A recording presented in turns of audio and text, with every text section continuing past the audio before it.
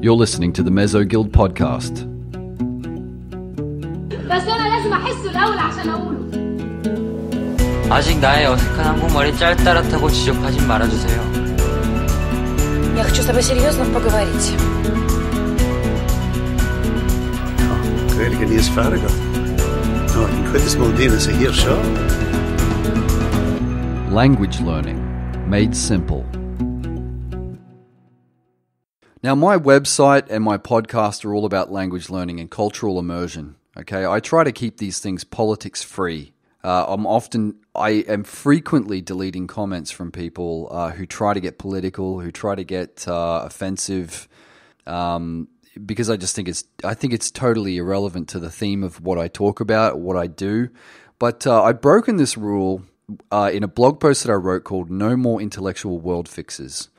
Okay, what I call intellectual world fixes. These are people who are an intellectual classist group who think that they're better than the rest of the world, and they're trying to change the world. They're what I call the 21st century equivalent to zealot missionaries back in the Middle Ages. You know, people who travel to the heathen lands and think that their way is the right way. We're not just talking about ideology here. We're talking about every facet of life. You know, they go there and they'll teach the natives how to wipe their ass. And we have the equivalent of that this day, which I call the intellectual world fixers. These are people who come out of college, who are all full of head knowledge, full of intellectual head knowledge, and look down on the plebs. You know, they look down on the lower classes and they judge the lower classes, and they think that they know what's best for everybody. Okay, so and I wrote this post following the Brexit thing, you know, the Britain coming out of the EU, which is already becoming old news now, because I saw a lot of stuff that really bothered me. And a lot of that stuff happened to be, sadly, in the polyglot community, in the online polyglot community. So, you know, it's a sad fact that many people simply cannot handle different opinions. They can't handle it. They freak out. They have meltdowns over different opinions. It's astounding to me that people will disavow or declare war on you because you like chocolate and they prefer strawberry. You know, so they will disavow you. They use this word disavow, or they'll declare war on you, intellectual war on you, because you like something that they don't like. You have a different opinion to them. Now, I have broken my no politics rule once before when I talked about Esperanto. The reason why I won't learn Esperanto, which is because it is a totally political language. It's a political tool, and it hurt a few feelings. It hurt feelings. It upset people. Okay, but I'm going to do it again now because of some of the reactions I've seen to Brexit, Britain's decision to leave the European Union.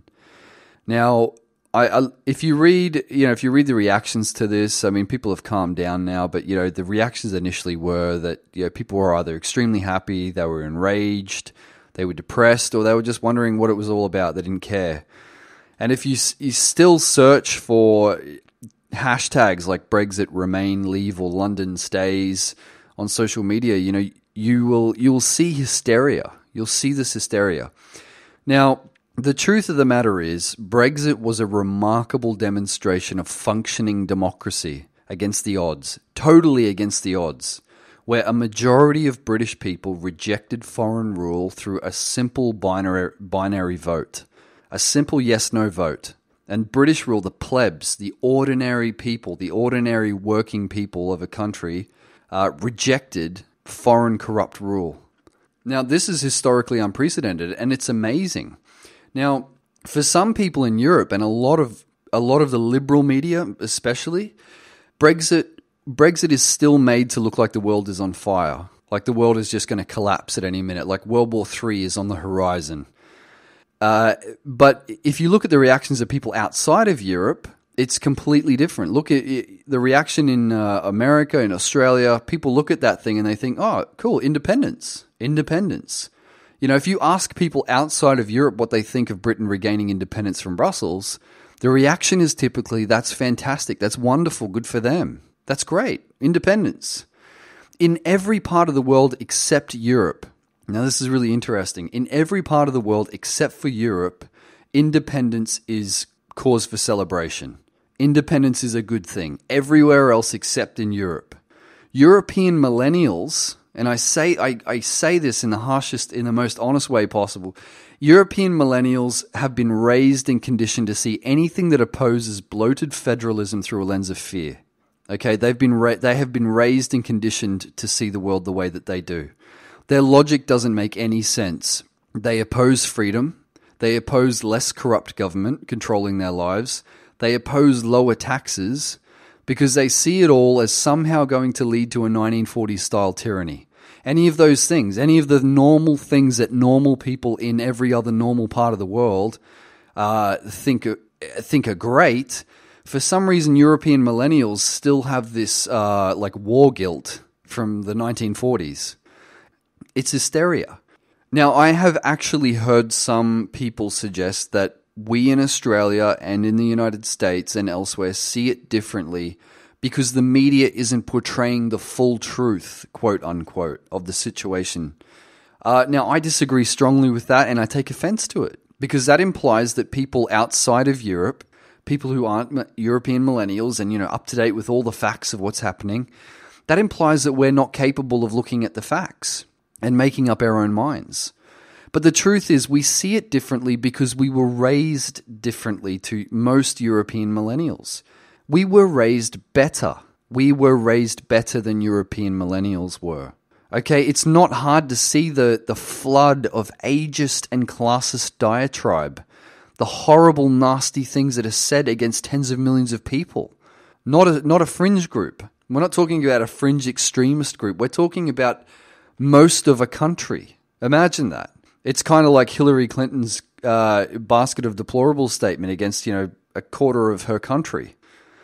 The issue is not about the pros and cons of leave and remain, but it's about attitude. And that's why I'm saying this today. That's why I'm recording this podcast. That's why I wrote the article that this podcast is based on.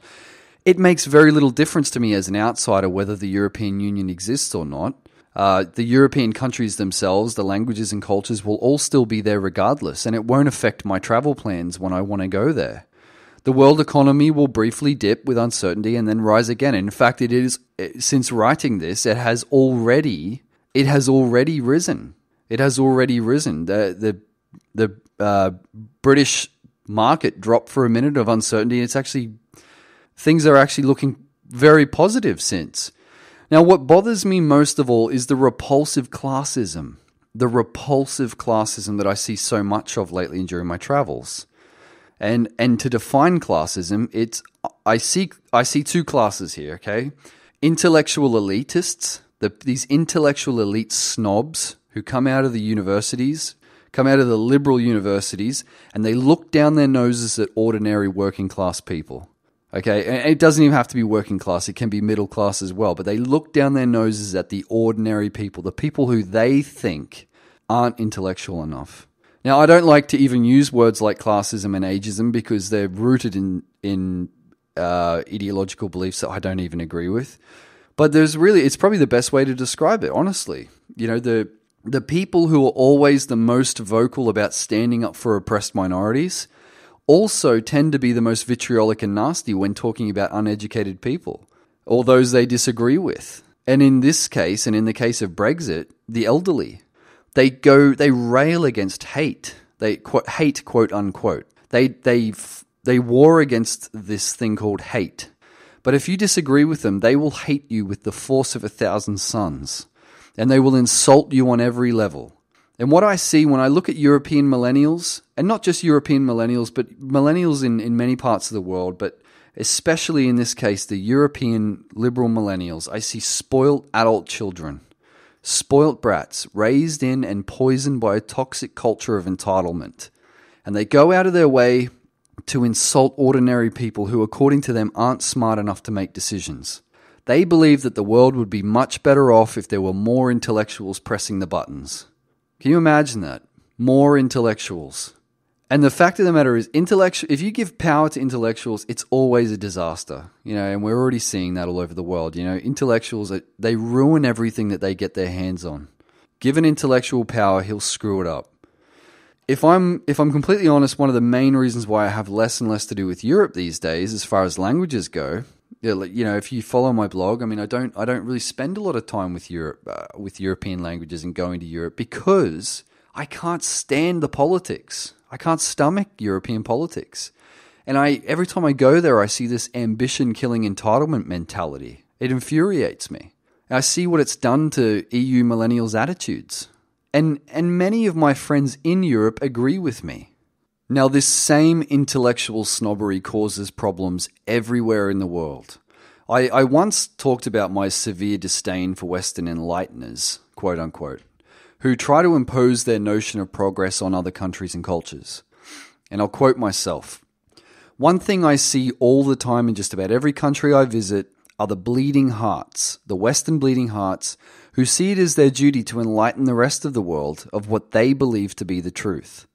In just about every part of the world that I've lived in personally, I've seen the same pattern of holier-than-thou snobbery time and time again. And I'll give you a few examples. When I was in Korea doing Korean immersion, I saw a lot of ESL teachers there from the West who would lecture Korean people. They would go to Korea as guests of the Korean people, and they would lecture them on xenophobia. And they would tell the Koreans that they were xenophobic, and they would mock them. They would say horrible things about them. But at the same time, they're demonstrating outrageous racist and culturally insensitive behavior towards the Koreans themselves. So they're total hypocrites.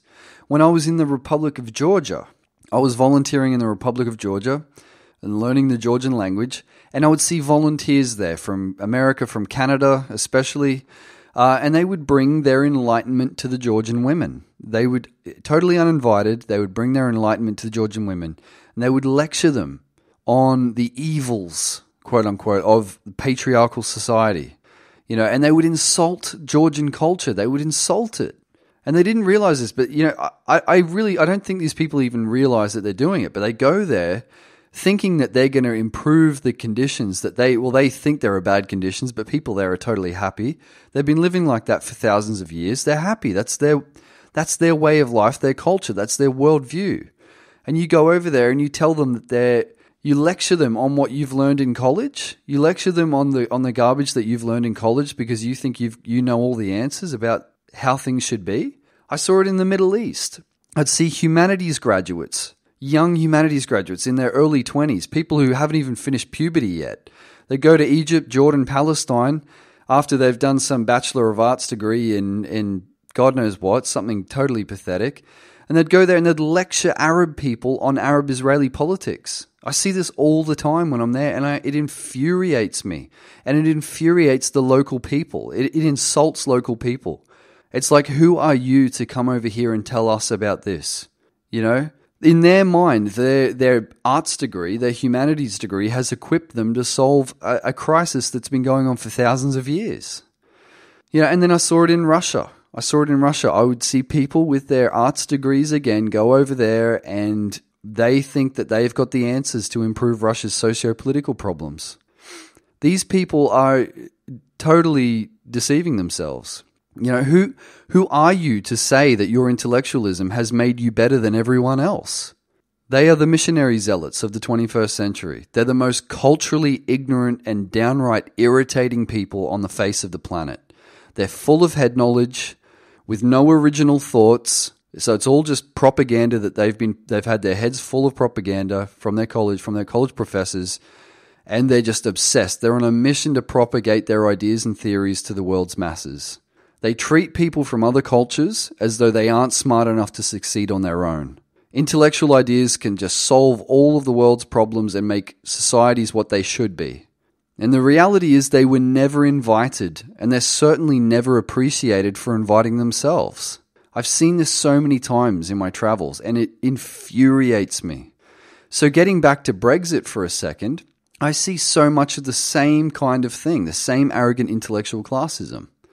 Now, just after the Brexit thing happened, I chimed in on a tantrum. I chimed in on an argument that came up on my Facebook feed with Britain's most multilingual student, Alex Rawlings. And now prior to this, I actually thought he was an awesome guy. I really respected him. I thought he was great, followed his stuff, and now I just think he's a total piece of work, because He really exemplified my point. Total classist, horrible comments he was making about ordinary people. A lot of ordinary people who had done nothing wrong. And normally I wouldn't pay attention to it, but because he is one of the vocal internet polyglots, and it is a community that I am a part of, that I blog in this niche, it's something I do. And he's railing against people who aren't intellectual enough. He's mocking people, basically. I saw it as worth responding to. The reality is I understand that people get upset. I get upset too when I vote for the losing side in politics. It happens to everybody at some point in their lives. And you just accept it. The people have spoken and move on. You wait until the next time, the next election rolls around or the next vote. Or you just deal with it. Hey, you know what? The people spoke and that's it. Get over it. But unfortunately, many millennials in general, are so conditioned by entitlement fever. And it is entitlement fever. It really comes out of that. They have this intellectual superiority complex that they can't understand that no means no. No means no. They can't just walk away from that. They have to get their own way. And they go on these tirades about how the peasants are anti-intellectual. They insinuate that people who are intellectual can fix all of the world's problems. Unfortunately, there are no examples of that ever happening. And it's wrong and insulting. It's totally wrong and insulting to many, many innocent people. People who not only think they know better than everyone else, but also deserve power and decision-making monopoly because they know better than the plebs. On the contrary, the plebs actually collectively know far more about the real issues than any of the out-of-touch intellectuals do. Collectively, the plebs know better because they're experiencing real life. They're seeing it. They live these things. So this is exactly why the anti-Brexiters have, among other things, been talking about having a second vote, a second referendum, so that they can get the right answer. And it's exactly what happened to the Irish back in 2008 with the Lisbon Treaty. The French and Dutch had to go through the same thing. And it's basically what they're saying is, you guys voted wrong because you're too stupid, so we're going to run a vote again. We want to do it all over again, and we'll keep on doing it until we get the right answer. It's total disrespect. It's a complete lack of respect. What they're basically saying to people is, you people are uneducated, you're not intellectual enough to vote or make decisions, and since you can't vote properly, we're going to do this again and again and again until your perspective lines up with our perspective. And what I say to that is, how about you just get rid of democracy altogether? Just get rid of it.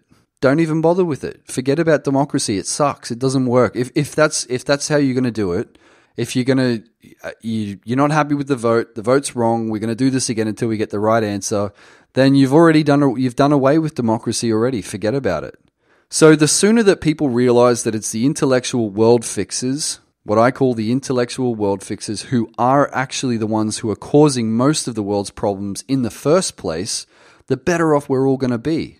So I hope you don't mind my political rant there. I know it's not quite related to languages. It's more of a frustration at what I've seen in the online community that I'm part of, and I really hope that it doesn't continue. I hope that people stop treating each other badly. So back to languages.